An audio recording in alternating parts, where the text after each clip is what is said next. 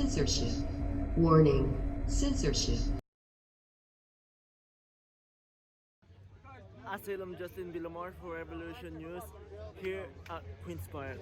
So folks, as you can see it here, that it's kind of totally different today because, well, it is not so happy day, I should say, because it's such a rainy day actually that came as of today. But in other hands here is that these protesters just have gathered upon here once again at Queen's Park despite all of the weather as of right now, despite that it is raining and stuff. And for sure we kind of already seeing it here also that the weather doesn't stop them from gathering here.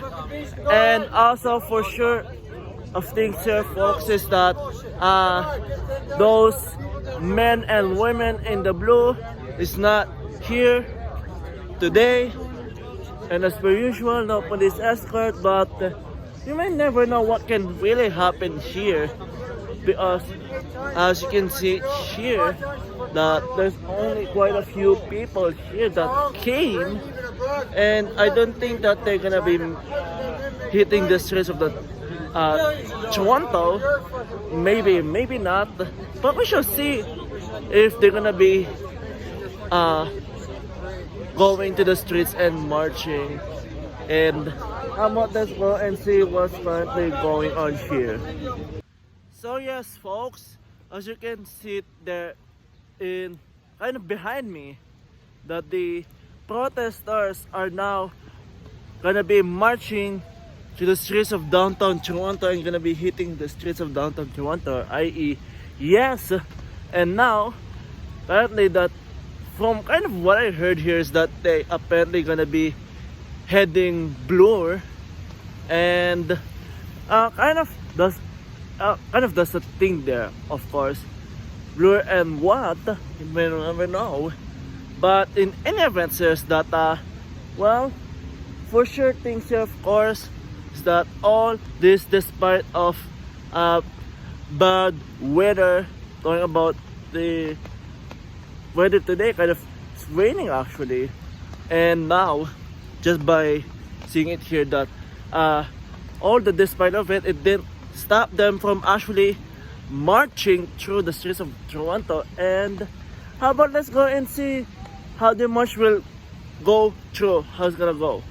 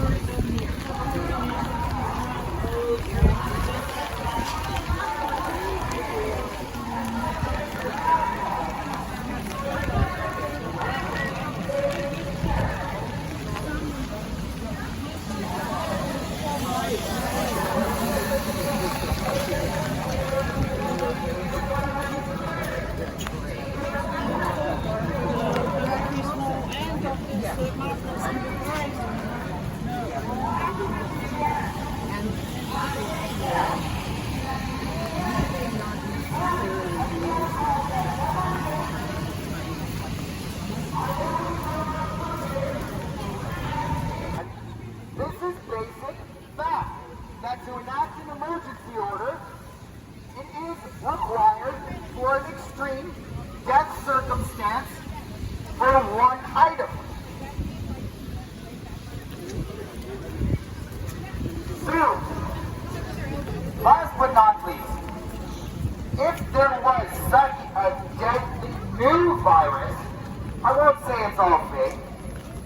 But if there was a deadly new virus that was killing us off en masse, wouldn't have middle-aged and old be dying at new record rates? Furthermore, the way all of you proceed and live lives, when you take that mask and put it in your pocket, and then put it on again, and take it off and put it on again, you are not following infectious disease protocols.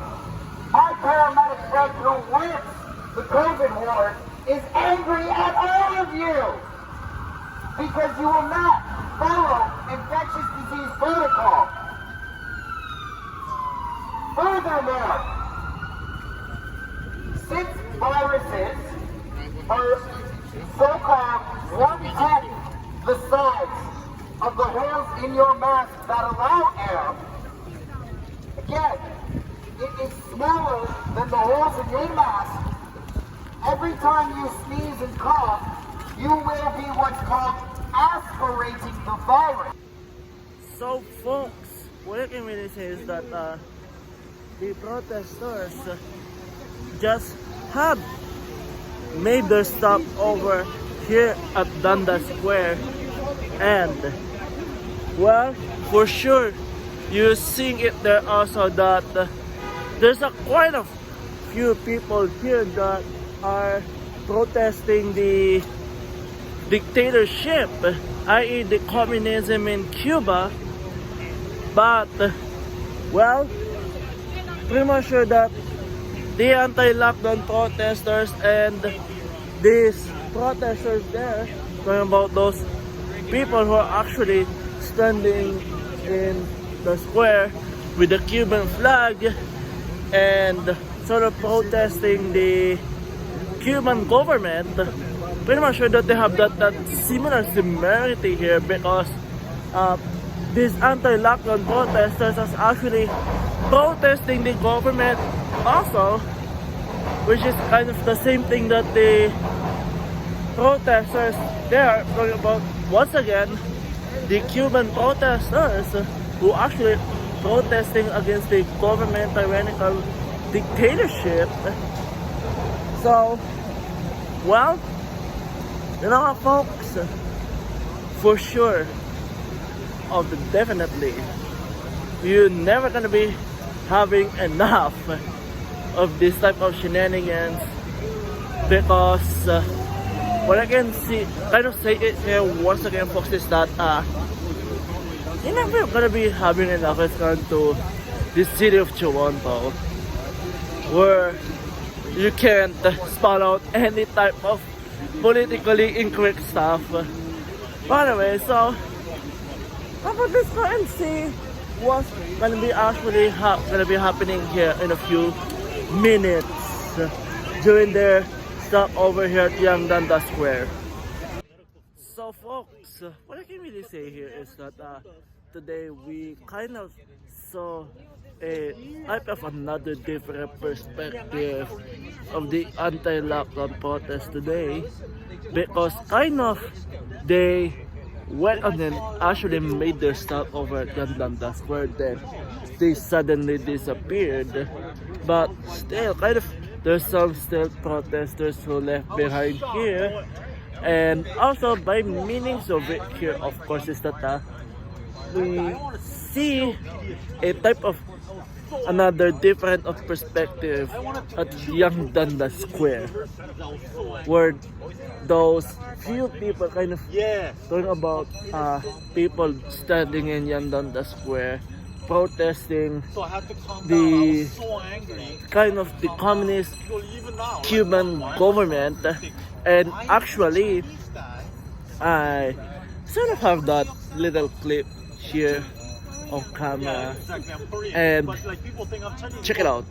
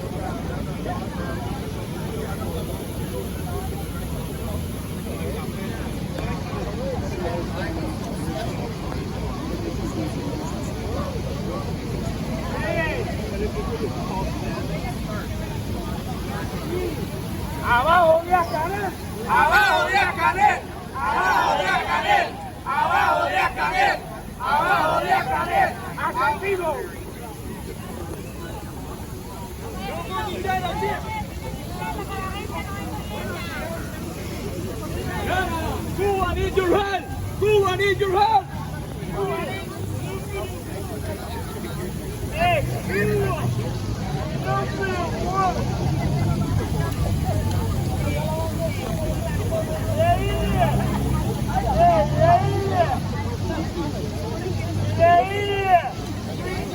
So yes, that's the most kind of different type of perspective that I've seen today. And what I can also say about it is that it is sort of totally fabulous seeing the sort of the perspective at Yonge Dundas for today. But kind of you see it here also that the amount of anti-lockdown protesters came today was actually pretty much low than kind of lower than those numbers that actually came last Saturday. And pretty much sure, folks, is that next Saturday I think the numbers will be going up again, i.e. the numbers of protesters will be coming here, and pretty much sure that there's gonna be a more way different perspective that we might see next Saturday. And in the events here, folks, is that, oh well, here we go again in the north side of Queen's Park, kind of in this big statue behind me, where the kind of members of the Toronto Police, i.e. those men and women in the blue, used to block off that parameters, that area, were when the stay-at-home order was enacted, kind of learn about the first and the second one. And well, today once again we didn't see the presence of those men and women in the blue. And you know what, folks, maybe next Saturday we might see them once again, who knows. But only time can tell it here, folks. For Revolution News, I'm Asylum Justin Villamor. Hey there, folks. So, as you may already know, that Revolution News does not receive any government funding, unlike most of our mainstream media competitors, i.e. the mainstream media. Unlike them, Revolution News does not take any single penny from the government, i.e. from Justin Trudeau's media bailout. And there's no way I'm gonna be taking it, even if offered. And basically, Revolution News totally, entirely relies on you, the viewers, to help me reporting here. If you wanna go and support my independent journalism, please go to patreon.com/asylumjustinvillamor. Once again, that's patreon.com/asylumjustinvillamor. And I will truly appreciate your donations and your support to help me reporting here, because once again, Revolution News will never ever take a single penny from Justin Trudeau's media bailout. Thank you so much.